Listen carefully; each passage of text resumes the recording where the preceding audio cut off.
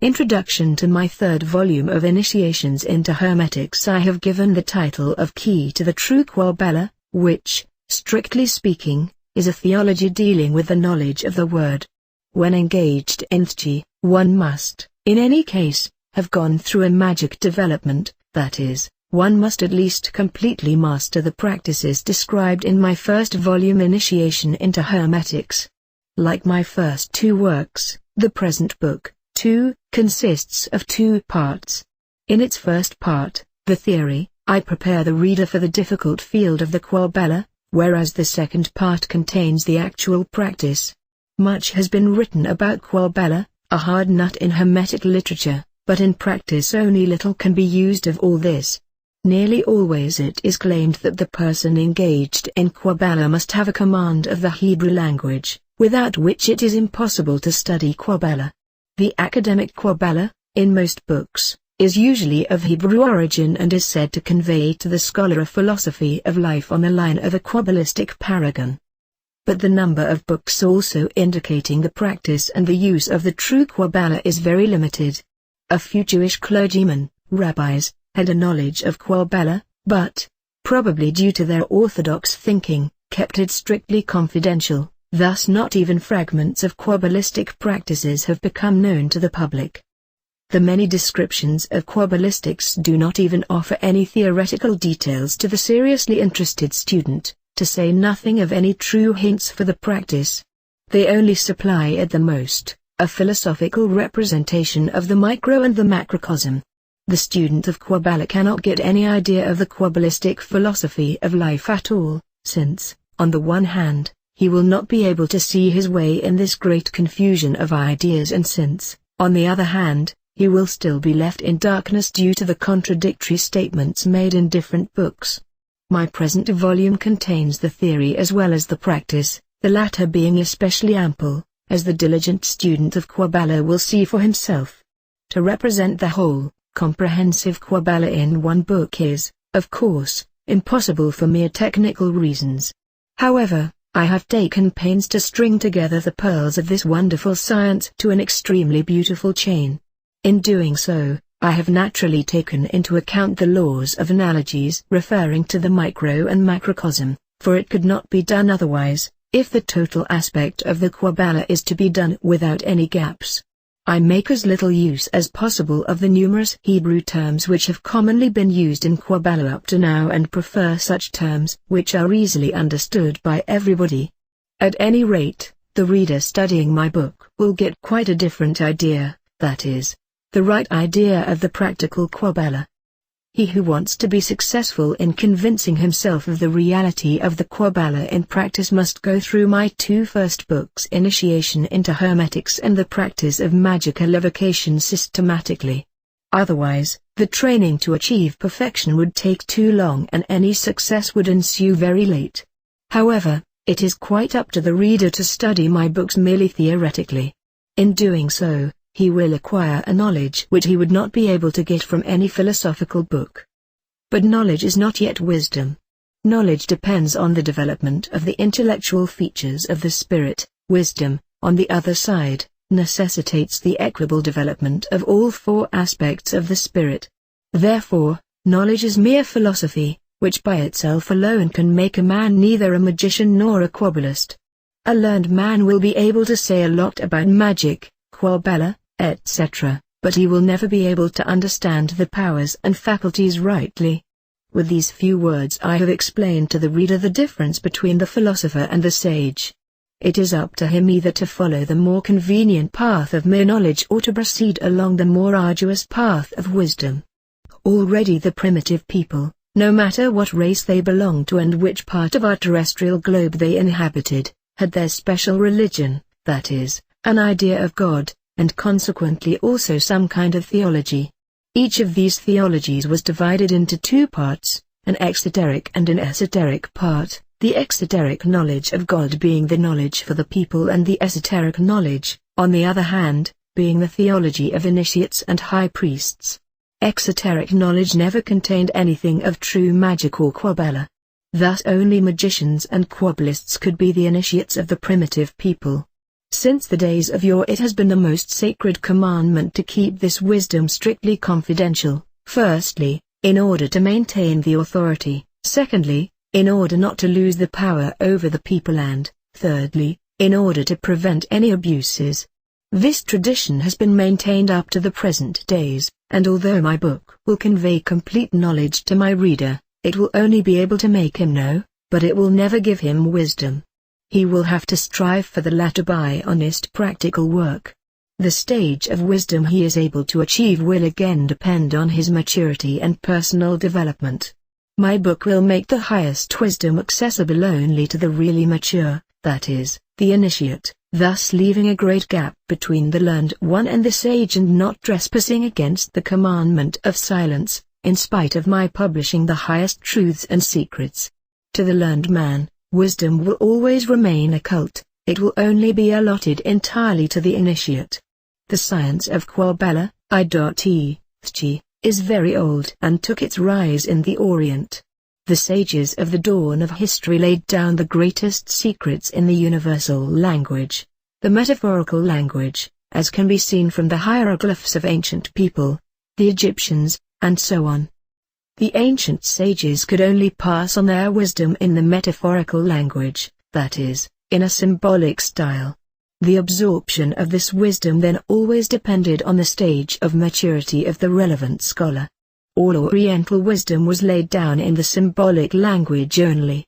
This wisdom remained a secret to the immature or, in other words, to the person who had not reached the necessary state of maturity by developing his individuality under the guidance of a master, a guru. That is why until today all true books of initiation are in agreement with one another on the point that without a personal guru initiation is not only impossible, but even dangerous. A true initiate had to explain the symbolic meanings of the writings to his scholar gradually, according to the development of the same, and he taught him the symbolic, that is, the metaphorical language. The scholar soon got used to his master's language and again was only able to pass on the wisdom in this symbolic language. Thus, up to the present day, this holy science was passed on from one person to another merely by tradition. Any explanation a master gave to his scholar was conveyed to the latter by inspiration, so that it suddenly became clear to the scholar what his master wanted to tell him. This enlightenment, that is, initiation, had a number of names in the Orient, for instance Abhisheka, Anka, etc. Never did a master reveal the true mysteries of wisdom to the poorly prepared or the immature. There were, no doubt, also magicians and QUABBALists who left behind some writings about the highest wisdom. But, as already mentioned, the highest wisdoms were all laid down in the symbolic language, and if, by chance, they came into the hands of an immature person, they remained inexplicable to him. However, sometimes it did happen that an immature person tried to explain these wisdoms from his own point of view. That such an explanation was far from any true interpretation goes without saying. Most writers who succeeded in getting hold of writings left behind by initiates of the Orient always made the same mistake, that is, they translated these writings into the language of the intellect, interpreting them literally. Since they were usually not mature enough to interpret correctly the symbols of a mystery or a practice, so, due to their lacking the necessary training and the true understanding of the metaphorical or cosmic language, they gave rise to numerous errors in hermeneutics. Today hardly anyone can imagine how many absurd practices have been published in civilized languages. In my present book I have transformed the symbolic language into the language of the intellect, making accessible the path to true hermeneutics, to QUABBALAH, that is, the mystery of the word, in a manner in which the initiate may safely proceed. The author, No Tetragrammaton, The Tao and the Tree of Life, Chapter 5. The Sefer Yetzirah and Franz Bardon. But still, so what if there is an alchemical and shamanic foundation to the Sefer Yetzirah? The answer is that these aspects have been lost by later interpreters. The book contains an entire outline of a very elaborate alchemical shamanic-based system. Few writers or scholars seem to be aware of this. One person who was learned in just such a tradition was Franz Bardon, a German Kabbalist and Hermeticist who died in 1958. A most remarkable man, he revealed in his 3 completed books a magical universe unlike anything previously published in their openness and desire to provide the means and explanations to explore the mysteries. His book The Key to the True QUABBALAH, Dieterberg, 1957, is an absolutely stunning and totally unique approach to the subject matter. For years, I could not fathom the source of his information. Then, with the publication of Eric Kaplan's Sefer Yetzirah in 1990, I was finally able to put some pieces of the puzzle together. In Sefer Yetzirah, Eric Kaplan actually translates 4 different versions of existing texts into English.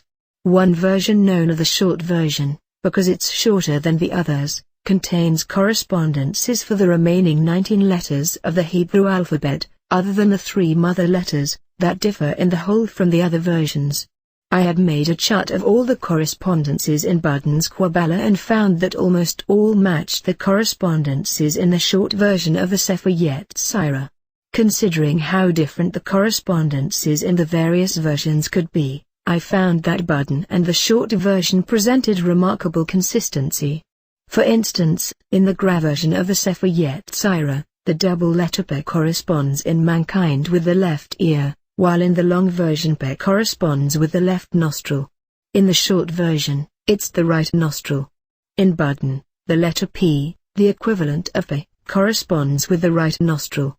This happens in 18 out of the possible 22 Hebrew letters. Of the other 4, 2 are inverted and 2 are different. The overall connection between the 2 books, Bardon's Key to the True QUABBALAH and the short version of the Sefer Yetzirah, is not to be denied. Yet, there are certain differences. Bardon's system had added certain correspondences that are not mentioned in the Sefer Yetzirah, such as color.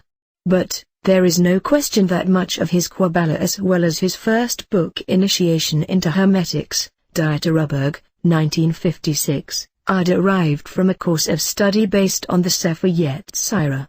Bardon claims that the system is thousands of years old and that it does derive from the eye. In order to make progress with the Key to the True QUABBALAH, the student must first have mastered most of the lessons in Bardon's first book Initiation into Hermetics, which deals in large part with mastering the elements. I propose that this system is closer in nature to the original intent of the Sefer Yetzirah, as it was orally transmitted long before it was ever written down. Later writers tended to interpret the eye in terms of the current popular philosophic and kabbalistic outlook, and little by little its original meaning became lost. This is particularly true in Eric Kaplan's commentaries in his Sefer Yetzirah. He gives us 18th century Hasidic interpretations as well as those of 16th century Isaac Luria and the classic Kabbalists of the 12th, 13th, and 14th centuries, etc. But completely missing is the original oral tradition. The reason for this is that it was lost. The very fact that Bardon's work is so different from other interpretations, yet is so similar in many ways to Taoist internal alchemy, which is a very ancient system itself, leads me to believe that we may well have a remnant of the original tradition here. In any case, it provides food for thought and a practical and methodical approach to the teachings of the Sefer Yetzirah. This system is basically universal in approach and doesn't require an encyclopedic knowledge of Hebrew mysticism to understand.